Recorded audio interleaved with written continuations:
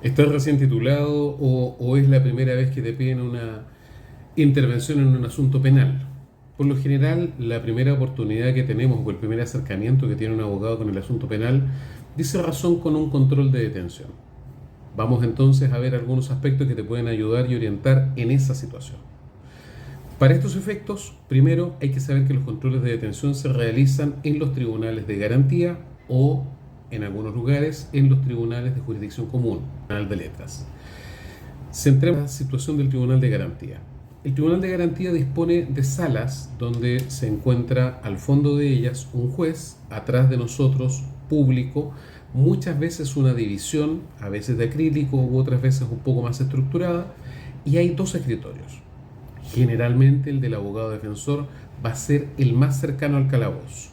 Y al otro costado estará siempre un representante del Ministerio Público, por lo general con una infraestructura bastante más armada, un computador y otro tipo de arminículos. Eso permite identificar dónde nos deberemos sentar en su oportunidad. Cuando llega la oportunidad de presentarnos en ese caso como defensor, lo que debemos hacer es considerar que se deben realizar ciertos elementos. Primero, antes que nada, individualizarse. ¿Quién soy? ¿Soy fulano de tal, abogado de confianza o abogado particular o simplemente abogado de don, el nombre de la persona? Y lo primero que hago es solicitar que se tenga presente patrocinio y poder. Para ese efecto, doy cuenta de mi domicilio físico, mi correo electrónico. Muchas veces se debe entregar ante la cédula de identidad para que el funcionario de actas verifique si somos o no abogados o bien si nos encontramos con alguna inhabilidad. Hecho aquello, le deben preguntar a la persona imputada si acepta que lo representemos o no. En el evento de aceptarlo es sumamente importante que eso quede registro en ese acto. Luego de ello, para los efectos propiamente tales de lo que es la tramitación de la audiencia, vamos a dividir esta en 4 etapas. La primera será el control de detención. La segunda de ellas será la formalización. Y luego diremos que habrá 2 momentos, que uno de ellos es sumamente importante, sobre todo para la gente que se encuentra imputada. La discusión de medidas cautelares y por último el plazo. Vamos a ver cada uno de ellos separadamente. Como les había comentado, dividimos intelectualmente la audiencia en 4 etapas.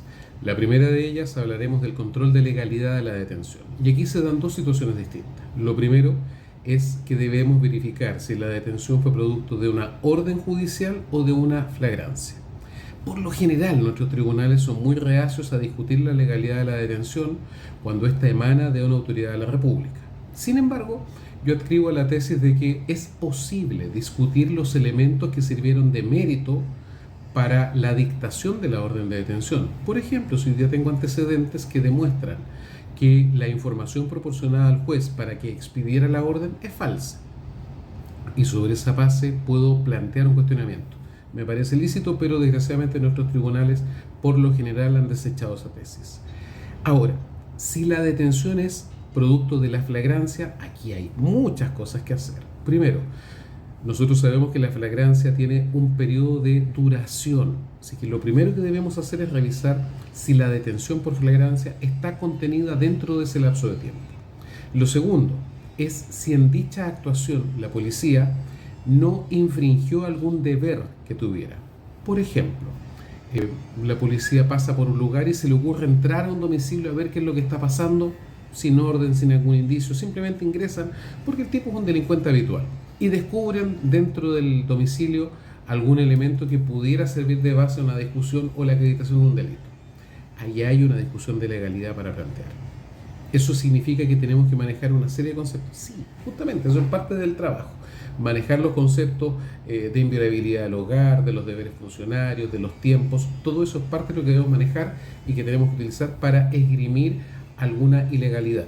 Ilegalidad que además tiene que estar relacionada con justamente lo que es la detención. O sea, si la ilegalidad dice relación con un hecho que no tiene ninguna conexión con esto, no tiene sentido. Sugiero mucho para estos efectos lo que es la tesis de la fruta del árbol envenenado y evidentemente la tesis del hallazgo necesario para comprender la lógica de, bien, jurisdicciones norteamericanas, pero que se utilizan en nuestra legislación también.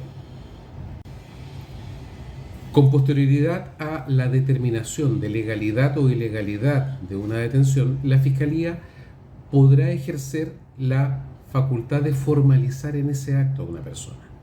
Recuerden que esto está normado en el artículo 233 y siguiente. La formalización es un acto administrativo. Ojo esto, sumamente importante, es un acto administrativo, en virtud del cual el Ministerio Público comunica a una persona que la está investigando por un delito determinado. ¿Qué debemos hacer si somos abogados defensores respecto de esto? Primero, tenemos el derecho a, una vez terminada la formalización, y supongo que fuimos anotando lo que nos dijeron, sobre todo los hechos que están investigando, la fecha de ocurrencia del hecho, y más importante incluso que eso, el delito que entiende la Fiscalía que se ha cometido, el tipo penal, el grado de participación y el grado de desarrollo del delito. Esos tres elementos tienen que tenerlos claros en ese momento. Si alguno de ellos está faltante o es incompleto, pidan precisiones. Siempre la Fiscalía dice, mire, fulano hizo tal cosa. Bueno, queremos que nos precise en ese caso. Usted dice, señoría, voy a pedir una precisión que se indique en qué calidad se está imputando, como autor del 15 número 1, 2 o 3. Y eso tiene evidentemente importancia respecto a las alegaciones posteriores. Así que la formalización, que es un acto administrativo, depende solo del fiscal. Yo no puedo decir es que quiero que cambie los hechos, no puedo, el juez tampoco, pero las consecuencias jurídicas que emanan de ello sí son atingentes a nosotros.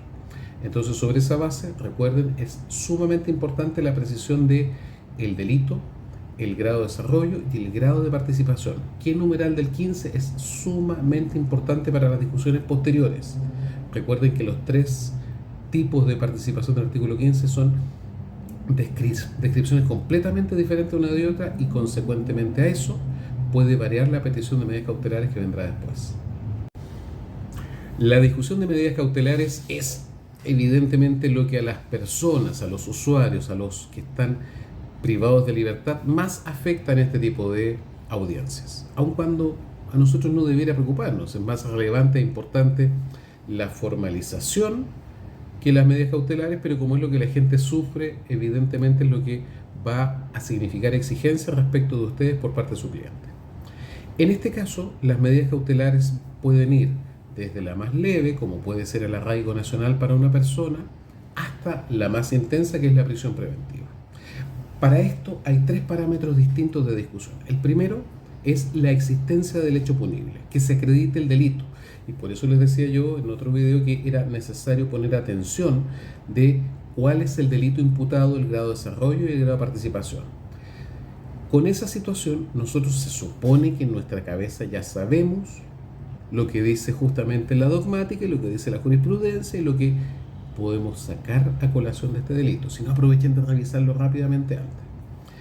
Con ello, vamos a determinar qué discusión se puede dar en cuanto a la existencia del delito.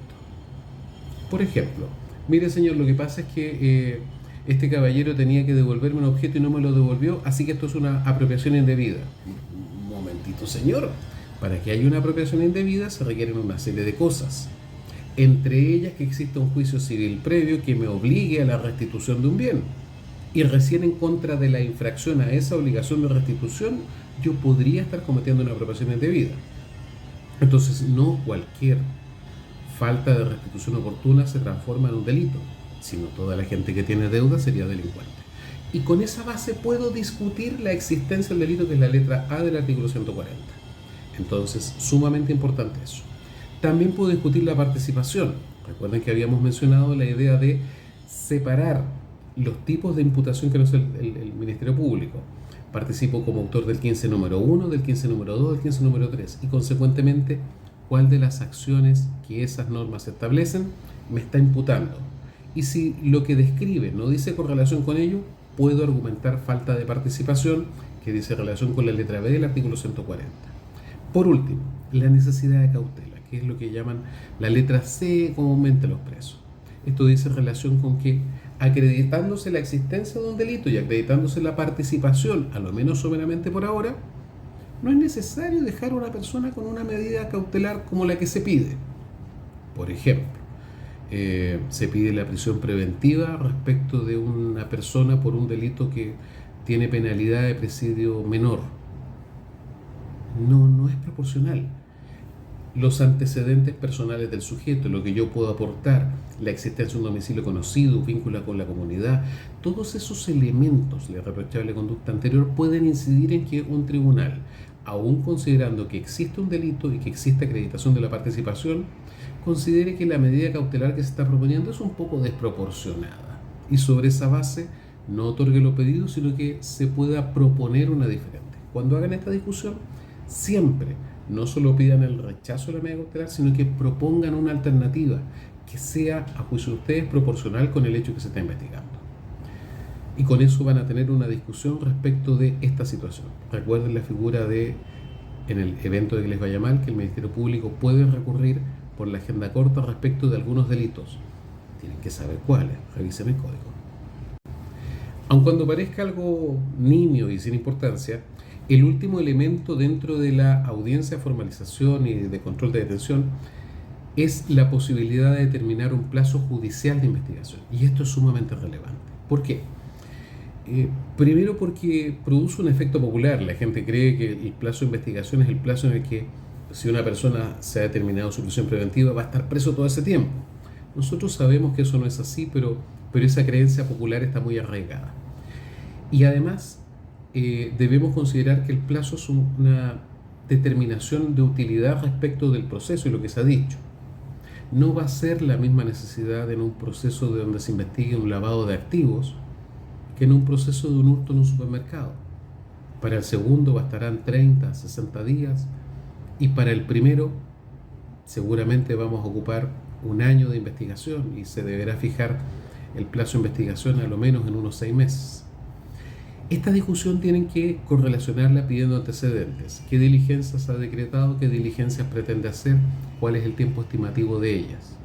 Sabemos que alguna pericia en el servicio médico legal no va a tardar menos de 120 días. Una determinación de la calidad de alguna sustancia ilícita no va a tardar menos de eso. En base a eso traten de que la discusión o la propuesta que se negocie muchas veces con el Ministerio Público esté constreñida a eso.